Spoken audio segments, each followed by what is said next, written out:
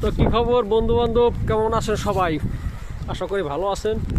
দেখতে পাচ্ছেন যে কুয়েতের কি অবস্থা, বাইরে বৃষ্টি আর বৃষ্টি। এই যে রাস্তাঘাটে পানি জমে গেছে, আকাশে পুরো মেঘে ভরা, আর ঠান্ডা, প্রচুর ঠান্ডা।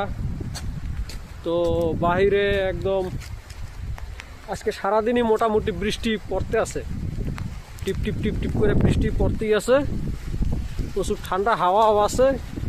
তো এদিকে দেখতে পারেন এই যে সামনের কি পরিস্থিতি রাস্তাঘাটের।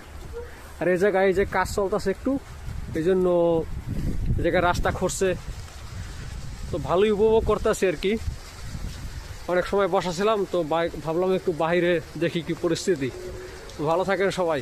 কুয়েতের একদম এখন গোল্ডেন সময় চলতেছে কুয়েতের, মানে একটা ঠান্ডা মরুভূমি এখন নতুন জীবন পাবে বলতে পারেন এক প্রকার। এরকম এইসব জায়গা সব ঘাসে ভরে যাবে, এই যে ঘাস জন্মাইতেছে। আপনাদের দেখাবো অবশ্যই খুব শীঘ্রই মরুভূমি ঘুরে ঘুরে কুয়েতের বিভিন্ন জায়গায় অবশ্যই দেখাবো। তো সবাই রেডি হয়ে যান, খুব শীঘ্রই ভিডিও আসবে।